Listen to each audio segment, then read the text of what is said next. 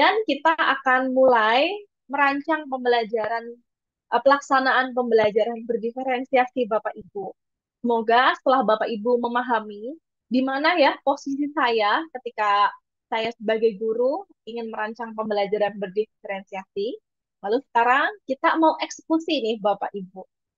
Saya coba sederhanakan untuk merancang pembelajaran diferensiasi, saya bagi dalam 3 tahap yang mana sebenarnya tahap 1 dan tahap 2 sudah kita bahas Bapak Ibu. Jadi mungkin nanti akan lebih banyak saya bahas di tahap 3. Di tahap 1, asesmen diagnostik, kita telah diskusikan kemarin ya Bapak Ibu.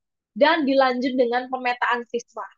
Jadi sebenarnya tahap 1 dan tahap 2 ini sebenarnya satu tahap Bapak Ibu. Tapi saya coba pisahkan agar nanti lebih rinci. Di tahap 1, asesmen diagnostik, tahap 2, pemetaan siswa, tahap 3, pemetaan kurikulumnya.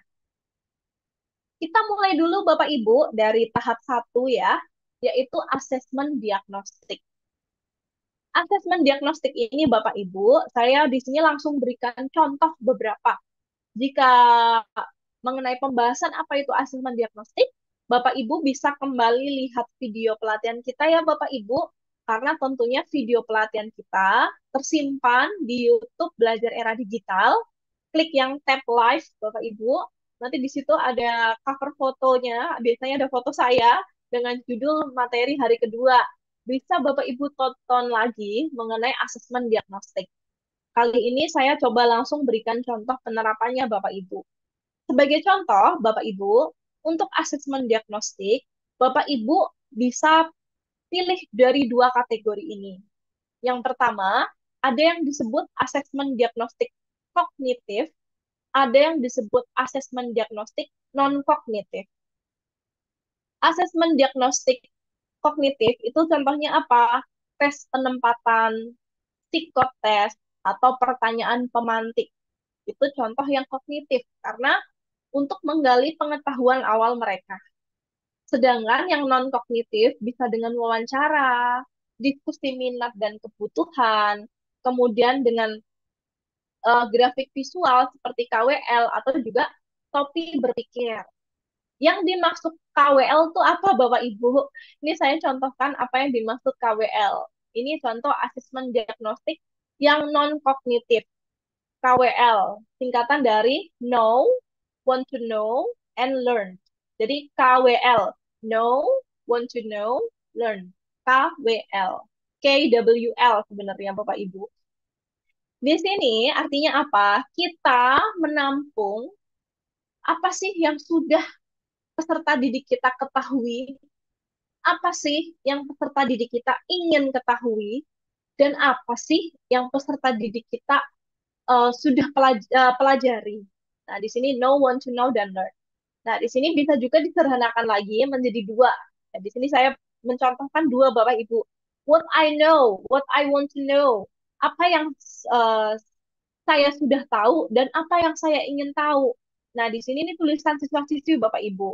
Biasanya ini dilakukan dengan kertas yang digunakan di flip chart itu Bapak Ibu, atau bisa juga menggunakan bagian belakang kalender bekas yang atau menggunakan papan tulis yang mana medianya memang besar, di mana siswa di situ bisa menulis. Di sini sebagai contoh, siswa-siswi menulis nih Bapak Ibu. Ada di sini usulan-usulan apa yang sudah mereka ketahui, mereka menulis di sini. Kebetulan ini tulisannya menggunakan bahasa Inggris Bapak Ibu. Pottery ya di sini. Karena mau membuat kesenian ceritanya nih Bapak Ibu. Apa sih yang peserta didik sudah ketahui tentang membuat pottery? Di sini mereka tuliskan. Apa sih yang peserta didik belum ketahui? Mereka juga tuliskan Bapak Ibu. Hanya saya sederhanakan menjadi 2 kategori saja. Apa yang saya sudah tahu dan apa yang saya ingin tahu. KWL, itu namanya asesmen diagnostik yang disebut dengan KWL, Bapak Ibu. Lalu kita lanjut ke tahap kedua, setelah asesmen diagnostik Bapak Ibu, Bapak Ibu bisa melanjutkan ke pemetaan siswanya. Mengapa? Karena di sini Bapak Ibu sudah mendapatkan data gambaran di dalam kelas tersebut. Berapa anak ya yang sudah tahu, berapa anak ya yang belum tahu tentang ini dan sebagainya. Untuk pemetaan siswa Bapak Ibu, seperti yang sudah kita diskusikan di pertemuan kedua kemarin, saya coba ulas sedikit Bapak Ibu bahwa pemetaan siswa bisa kita lakukan dengan tiga cara. Yang pertama bisa dengan kesiapan belajar. Kesiapan belajar itu berbicara tentang apa? Yaitu tentang kapasitas untuk mempelajari materi baru. Contoh kemarin ada ibu guru juga yang berkonsultasi bagaimana kalau saya mau menerima siswa saya di kelas 1 SD tetapi mereka belum TK. Nah, Bapak Ibu guru bisa menggunakan pemetaan siswa terhadap kesiapan belajarnya. Jadi kapasitas untuk mempelajari materi barunya. Lalu bisa juga pemetaan siswa itu berdasarkan minat siswanya. Minat siswa minat apa yang dimiliki oleh siswa-siswi kita. Yang jelas jika kita berbicara tentang minat, ini pasti berbeda-beda ya Bapak Ibu. Di sini minat itu artinya adalah bagaimana siswa-siswi kita menggunakan keterampilan atau ide yang familiar bagi mereka sebagai jembatan untuk mempelajari hal baru. Misal mereka familiar dengan video game. Dulu saya pernah buatkan Bapak Ibu video pembelajaran yang berbasisnya seperti latar belakang video game yang sedang mereka sukai. Dan akhirnya saya mengikutkan lomba, ide tersebut saya ikutkan lomba video pembelajaran berbasis video game dan ternyata mendapatkan apresiasi dari BPTIK Dikbud sebagai juara. Yang mana sebenarnya itu sudah saya terapkan dan siswa-siswa saya tertarik karena mereka diperbolehkan membuat simulasi untuk presentasi, tetapi saya minta mereka presentasi menggunakan video game yang mereka sukai. Jadi misal saat itu contohnya adalah materi tentang sistem pernapasan Bapak Ibu. Kebetulan saat itu adalah materi COVID, saat itu kondisi sedang COVID ya Bapak Ibu, sedang pandemi. Maka um, saya memberikan instruksi bagi peserta didik untuk merefleksikan bagaimana upaya kalian untuk tetap menjaga kesehatan sistem pernapasan. Jadi salah satu video yang menarik yang kemudian saya ajak siswa ini berkolaborasi dengan saya di dalam lomba adalah dia menggunakan game saat itu um, kalau tidak salah gamenya adalah PUBG namanya, game PUBG. Dan dia punya sebuah tokoh atau skin favoritnya dia, dan dia memperagakan bahwa sebenarnya dia mau menyampaikan kiat-kiat dia untuk menjaga kesehatan sistem pernapasan yang sudah dia lakukan adalah dengan jogging atau berlari. Maka di situ dia presentasi dengan membuat tokoh di dalam game tersebut berlari. Tokohnya berlari, tetapi dia mengatakan bahwa dengan berlari. Kenapa berlari juga dijelaskan. Lalu menggunakan masker. Kebetulan di dalam game tersebut tokohnya bisa diganti menggunakan skin yang ada maskernya.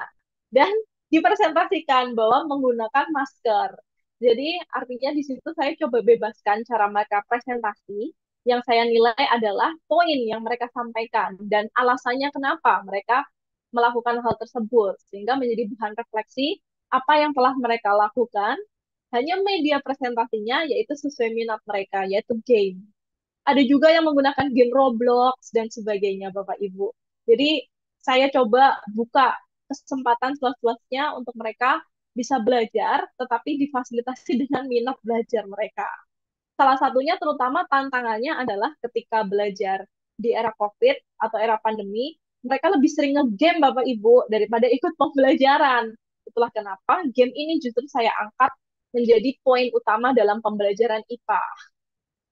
Lalu yang ketiga Bapak Ibu, yaitu profil belajar siswa. Pemetaan siswa ini bisa kita lakukan berdasarkan profil belajar siswa-siswi kita, yang mana berdasarkan bahasanya, atau budayanya, latar belakang kesehatan, keadaan keluarga, atau modalitas belajar. Modalitas belajar kemarin kita diskusikan ada VAK, Visual Auditory Kinestetik. Itu contoh pemetaan siswanya ya Bapak Ibu. Saya mungkin tidak membahas terlalu mendalam, tapi kurang lebih cara menerapkannya, Bapak Ibu jika baru pertama kali ingin menerapkan pembelajaran diferensiasi, bisa sekali menerapkan contoh berikut. Misal, di awal siswa-siswi bergabung, Bapak Ibu bisa menerapkan psikotes dan tes diagnostik untuk peserta didik yang dilanjutkan wawancara. Artinya di sini Bapak Ibu memilih tes kognitif dan non-kognitif. Wawancaranya dengan orang tua dan juga siswanya. Sehingga kita bisa semakin mengenal dari sudut pandang siswa dan sudut pandang orang tua. Lalu, data dari tes ini dapat dijadikan bahan acuan guru untuk dapat memetakan peserta didik berdasarkan profil belajar dan juga minatnya. Maka nanti yang diteskan di pertama ini adalah profil belajar dan juga minat mereka ya Bapak Ibu. Lalu, di awal tahun ajaran atau akhir tahun ajaran di sini, pada akhir tahun ajaran, setiap peserta didik diajak untuk melakukan refleksi proses belajar mereka. Lalu, guru dapat memetakan peserta didik berdasarkan minat dan profil belajarnya di awal tahun ajaran. Artinya, dari akhir ini kemudian menuju ke awal. Guru kelas juga dapat menganalisa laporan belajar dari tahun sebelumnya dan melakukan diskusi dengan guru tahun ajaran sebelumnya. Artinya apa Bapak Ibu? Terkadang kan kita sedang mengajar, misal mengajar kelas 5, lalu siswa ini akan naik ke kelas 6. Maka sebenarnya data pemetaan kita atau data refleksi kita bisa digunakan oleh guru di kelas 6. Jika memang disepakati bahwa di satu sekolahan itu masing-masing guru akan bekerja sama untuk melakukan pembelajaran diferensiasi. Dan tentu ini akan lebih baik Bapak Ibu. Jika ada Bapak Ibu di sini yang adalah pimpinan sekolah atau kepala sekolah, tentu pimpinan sekolah atau kepala sekolah ini menjadi kunci untuk implementasi pembelajaran diferensiasi. Tahap ketiga Bapak Ibu, setelah asesmen diagnostik, pemetaan siswa, Bapak Ibu bisa dilanjutkan dengan pemetaan kurikulum. Tentunya di pemetaan kurikulum ini memang yang berperan sangat besar adalah kepala sekolah ya Bapak Ibu. Di mana di sini nanti kepala sekolah memberikan instruksi harus bagaimana pemetaannya. Nah, tetapi apabila memang satuan pendidikan Bapak Ibu belum secara masif menerapkan pembelajaran diferensiasi, boleh sekali kok Bapak Ibu mulai dari kelas Bapak Ibu dahulu. Untuk pemetaan kurikulum Bapak Ibu, di sini saya berikan tips ada 4 kategori, yaitu berdasarkan konten, proses, produk, lingkungan belajar. Kita bahas satu persatu. Pemetaan kurikulum berdasarkan konten atau diferensiasi konten, artinya Bapak Ibu guru perlu merumuskan apa yang akan diajarkan oleh guru di kelas atau apa yang akan dipelajari oleh siswa kita di kelas. Jadi dirumuskan dahulu. Biasanya ini berawal dari capaian pembelajaran ya Bapak Ibu. Contohnya capaian pembelajaran, diturunkan di tujuan pembelajaran, lalu didiskusikan mana ini yang mau didiferensiasi. Lanjut, proses. Proses ini berbicara tentang kegiatan yang dilakukan oleh siswa di dalam kelas. Sedangkan produk adalah hasil akhir Bapak Ibu, hasil akhir pembelajaran yang akan menunjukkan kemampuan, pengetahuan, keterampilan, dan juga pemahaman siswa. Atau biasanya produk ini dilakukan saat asesmen sumatif.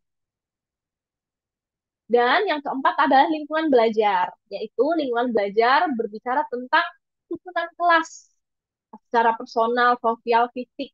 Misalnya bagaimana Bapak Ibu akan menata tempat duduk, bagaimana Bapak Ibu mendekorasi kelas. Tentu ini akan berpengaruh terhadap cara belajar siswa dan juga dalam diferensiasi pembelajaran. Sebagai contoh Bapak Ibu, di sini nanti di PowerPoint yang akan saya bagikan juga melalui admin belajar era digital, ada juga di sini kolom checklist Bapak Ibu. Barangkali Bapak Ibu ada yang baru mau menerapkan pembelajaran diferensiasi. Contoh misal yang pertama, di sini kan ada um, 3 tahap pemetaan ya Bapak Ibu. Yang pertama berdasarkan profil siswa. Berdasarkan profil siswa, kemampuan belajar. Nah, di sini Bapak Ibu guru apakah memiliki data profil kemampuan belajar siswa dan menerapkannya dalam kegiatan pembelajaran? Jika sudah, bisa di checklist. Lalu untuk minat belajar, apakah Bapak Ibu punya data minat belajar? Kesiapan belajar, apakah Bapak Ibu memiliki data kesiapan belajar siswa? Lalu untuk modalitas belajar, apakah Bapak Ibu memiliki data modalitas belajar, yaitu VAK-nya anak? Apakah Bapak Ibu punya data modalitas peserta didik dan menerapkannya dalam kegiatan pembelajaran? Itu hanya untuk membantu contoh checklist saja Bapak Ibu. Lalu untuk diferensiasi konten, sumber informasi. Bapak Ibu apakah sudah bisa mengakses berbagai sumber informasi? Kemudian untuk jumlah konten belajar, apakah Bapak Ibu sudah memiliki jumlah konten materi pembelajaran yang sesuai untuk masing-masing siswa? Lalu, jika Bapak Ibu ingin menerapkan diferensiasi proses, untuk instruksi, apakah Bapak Ibu sudah mempelajari berbagai instruksi atau penugasan yang disesuaikan dengan profil belajar siswanya? Apakah Bapak Ibu sudah memperhatikan untuk strategi pembelajaran? Apakah Bapak Ibu sudah memahami tentang pengelompokan siswa? Lalu untuk aktivitas pembelajaran, apakah keragaman aktivitas pembelajaran ini sudah disesuaikan dengan profil siswa? Dan mungkin untuk lingkungan belajar, untuk tata letak meja dan kursi, apakah sudah sesuai dengan kebutuhan belajar siswa? Untuk pencahayaan, apakah sudah memadai? Untuk suhu ruangan, apakah suhunya sudah kondusif? Barangkali ini bisa membantu checklistnya, Bapak Ibu. Dan sebagai contoh di sini nanti saya akan berikan contoh pemetaan kurikulum. Hanya catatan saya di sini bahwa pemetaan kurikulum dapat juga dilakukan secara kolaborasi dipimpin oleh kepala sekolah dan juga tim kurikulum. Lalu evaluasi implementasi kurikulumnya dapat dilakukan setiap akhir tahun ajaran atau akhir semester juga boleh, tetapi memang akan lebih baik di akhir tahun ajaran sekalian Bapak Ibu. Artinya evaluasi pembelajaran diferensiasinya tidak harus setiap satu bab selesai. Ya, bisa juga secara keseluruhan di akhir tahun ajaran. Tetapi juga akan baik jika Bapak Ibu memiliki beberapa catatan ketika mempelajari bab tentang A, evaluasinya seperti ini. Itu juga akan lebih baik karena tentunya evaluasinya akan menjadi lebih tajam. Evaluasi ini kemudian kemudian menjadi dasar untuk melakukan pemetaan kurikulum di tahun ajaran baru. Sehingga pemetaan selanjutnya tetap berdasarkan evaluasi, bukan hanya berdasarkan tren atau apa yang baik bagi peserta didik, tapi tetap melibatkan evaluasi sebelumnya apa dan bagaimana yang harus diperbaiki.